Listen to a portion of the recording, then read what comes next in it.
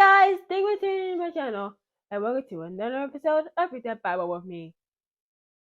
Today's episode is a quadruple chapter episode because I ended up falling asleep last Friday, so I couldn't do a double chapter episode to wrap up last week. Anyways, today we will be reading Exodus 14 through 17. Then the Lord said to Moses, "Tell the Israelites to turn back to the Pi Hahiroth. Tell the camp for the night between Migdol and the Red Sea. And this is near Baal Zephon. The king will think the Israelites are lost, trapped by the desert. And when the king stubborn again, so he will chase after them. But I will defeat the king and his army to bring honor to me. Then the people and the people of Egypt will know I'm the Lord." The people of Israel did just as they were told. The king chases the Israelites. Lights. Okay. I should be even the towers of the parts, but oh well. The king of Egypt was told that the people of Israel had already left, and then he and his officers changed their minds about them. They said, "What have we done? We have let the people of Israel leave. We have lost our slaves." So the king prepared his war chariot and took his army with him. He took 600 of his best chariots. He also took all the other chariots of Egypt. Each chariot had an officer in it. The Lord made the king of Egypt stubborn. So the king chased the Israelites who were living victoriously. The king of Egypt came with his horses, chariot drivers, and army, and he chased the Israelites. They caught the Israelites when they were camped by the Red Sea. This was near Pi Hahiroth and Baal Zephon. Israelites saw the king coming after them. They were very frightened and cried for the Lord to save them. And they said to Moses, "What have you done to us? Why did you bring us out of Egypt to suffer in the desert? There are plenty of grace for us in Egypt. We told you in Egypt, let us alone, let us stay and serve the Egyptians. We are suffering in the desert right now." But Moses answered, "Don't be afraid. Stand still and see the Lord save you today. You will never see the Egyptians after today. You will never, ever see the Egyptians again after today. You will only remain calm. The Lord will protect you." The Lord said to Moses, "Why are you crying out to me? Command the people of Israel to start moving. Raise your walking stick and hold it over the sea. The sea will split. Then the people can cross the sea on dry land. I have made the Egyptians stubborn, so they will chase the Israelites. But I will be honored when I defeat the king and all of his chariot drivers and chariots. I will defeat the king, his chariot drivers, and chariots. And Egypt will know that I am the Lord." Israel God usually traveled in front of Israel's army. Now the Israel God moved behind them. Also, the pillar of cloud moved in front of the people and stood behind them. So the cloud came between the Egyptians and the people of Israel. The cloud made it dark for the Egyptians, but it gave light to the Israelites. So the cloud continued armies apart all night. Moses held his hand over the sea. All that night the Lord drove back the sea with a strong east wind, and so he made the sea become dry ground. The water was split, and the Israelites went through the sea on dry land. A wall of water was on both sides. Then all the king's horses, chariots, and chariot drivers followed them into the sea. Between 6 o'clock in the morning, the Lord looked down from the pillar of cloud and fire at the Egyptian army. He made them panic. He cut the wheels of the chariots from turning. This made it hard to drive the chariots. The Egyptians shouted, "Let's get away from the Israelites. The Lord is protecting them against us Egyptians." Then the Lord told Moses, "Hold your hand over the sea." then the water would come back over the Egyptians, their chariots, and chariot drivers. So Moses raised his hand over the sea. At dawn, the water became deep again. The Egyptians were trying to run from it, but the Lord swept them away into the sea. The water became deep again. It covered the chariots and chariot drivers. So all the king's army that had followed the Israelites into the sea was covered. Not one that survived. Wow. Is this me? Or did the Lord or mysteriously slaughter the Egyptians by making them drown in this? Let's keep reading. But the people of Israel crossed the sea on dry land. There was a wall of water on their right and on their left.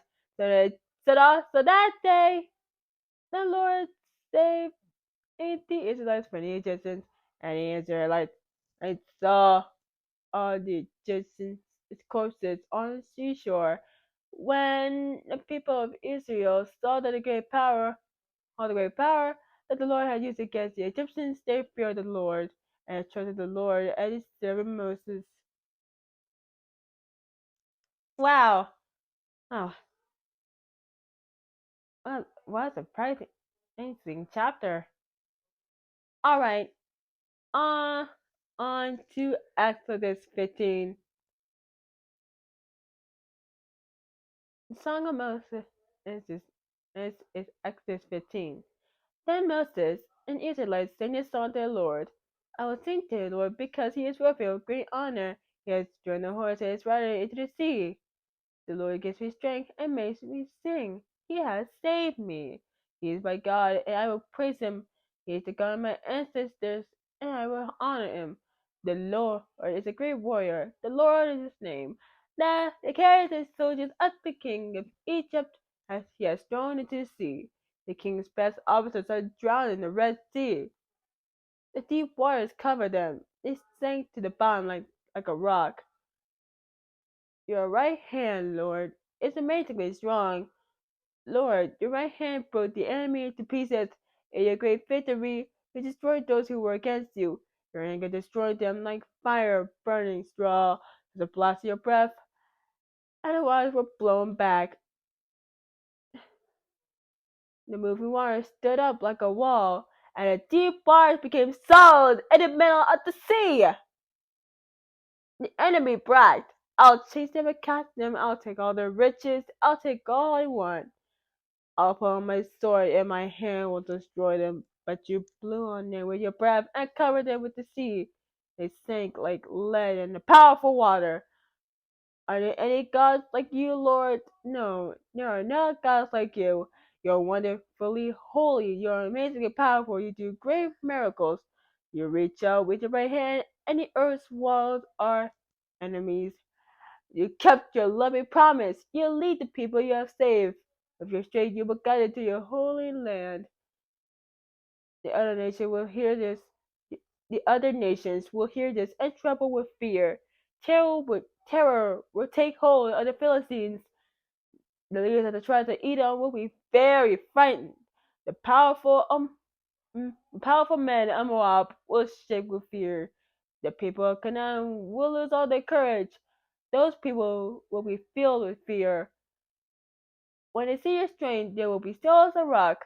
They will be still until your people pass by, Lord. They will be still until the people you have bought for slavery pass by. You will lead your people and place them on your very own mountain. Lord, that is the place that you made for yourself to live. Lord, that is the temple that your hands have made. The Lord will rule forever. The horses, chariots, drivers, and chariots of the king of Egypt were in the sea, and the Lord covered them with water from the sea. But the Israelites walked through the sea on dry land. When Aaron's sibling, who was a prophetess, took a tambourine in her hand, all the women followed her, playing tambourines and dancing. Aaron's sibling told him, Sing to the Lord, because he is with a great honor. He has thrown the horse and it's right into the sea. Wow. Talk about a musical. uh, there has never been any music. There has never been any music in the Bible so far. And this is our this is our first musical Bible chapter. Moses led the people of Israel away from the Red Sea. The, the, the people went to the shore. They traveled for 3 days in the desert, but found no water. Then they came to Mara, and there was water, but they could not drink it because it was too bitter. That's why the place was named Mara. Uh, the people grumbled to Moses. They asked, "What will we drink?" Moses cried out to the Lord. So the Lord showed him a tree.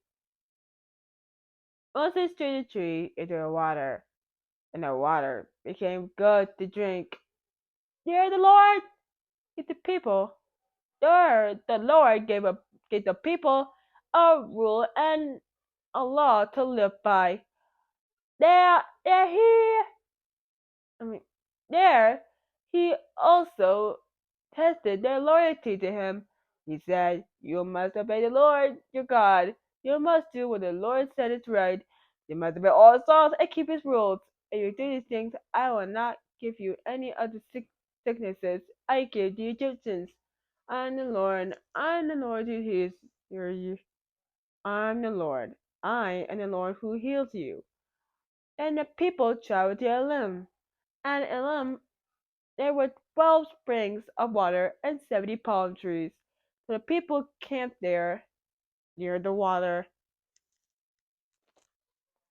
Moving on to Exodus 16. Then the whole Israelite community left the limb. They came to the desert of Sin. This place was between Elim and Sinai. They came to this place on the 15th day in the second month after they had left Egypt. Then the whole Israelite community grumbled to Moses and Aaron in the desert.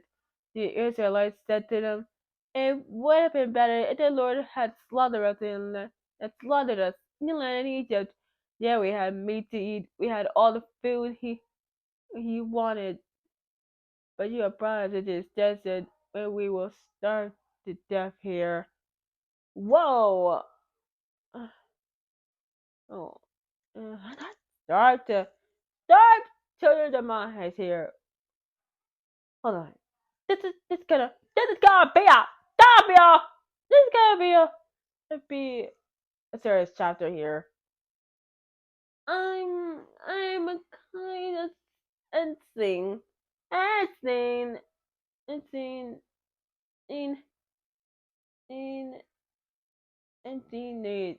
The attempt to get the Israelites out of Egypt all or nothing. Then the Lord said to Moses, "I will cause food to fall like rain from the sky. This food will be all for all of you. Every day the people must go out and gather what they need for that day. I will do this to see if the people will do what I teach them on the sixth day of each week. They are together twice as much. They are together twice as much as they gather on other days. They are to prepare it." So Moses and Aaron said to all the Israelites, "This evening you will know that the Lord is the one who brought you out of Egypt. Tomorrow morning you will see the greatness of the Lord. He has heard you grumble against him. We are nothing. You are not grumbling against us, but against the Lord." And Moses said, "Each evening the Lord will give you meat to eat, and every morning he will give you all the bread you want. You will do this because he had heard you grumble against him. You were not grumbling against Aaron and me. You were grumbling against the Lord. Then Moses said to Aaron, speak to the whole community of the Israelites. Say to them, meet together in front of the Lord, because he has heard your grumblings. So Aaron spoke to the whole community of the Israelites. While speaking, they looked toward the desert. There, the greatness of the Lord appeared in the cloud. The Lord said to Moses, I have heard the grumblings of the people of Israel. So tell them, at twilight you will eat meat, and every morning you will eat all the bread you want. Then you will know that I am the Lord your God. That evening, quail came and covered the camp. What? In the morning, dew lay around the camp, but the dew was gone. Then flakes like frost rolled into the ground. Right? Israelites saw it. They asked each other, "What is that?" They, they asked they asked this question. They asked this question because they did not know what it was. So Moses told them, "This is the bread the Lord has given you to eat.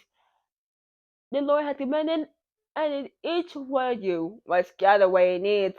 Gather about 2 quarts for every person in your family." So the people of Israel did this. Some people gathered much, and some people other, not so much. Then they measured it.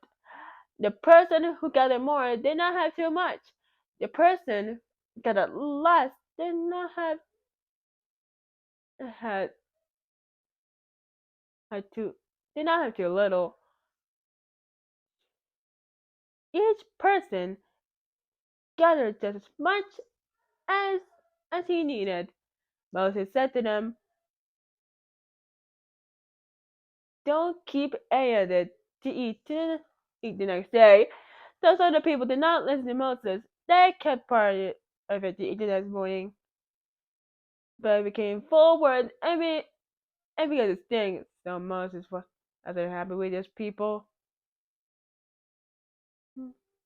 Every morning, each person gathered as much food as he needed, but when the sun became hot, it melted away. On the 6th day, the people gathered twice as much food. They gathered 4 quarts for every person. So all the leaders of the community and came and told it to Moses. Moses said to them, this is what the Lord commanded. Tomorrow the Sabbath, the Lord's holy day of rest. Bake what you want to bake and boil what you want to boil today. But save the rest of the food until tomorrow morning. So the people stayed it until the next morning, as Moses had commanded.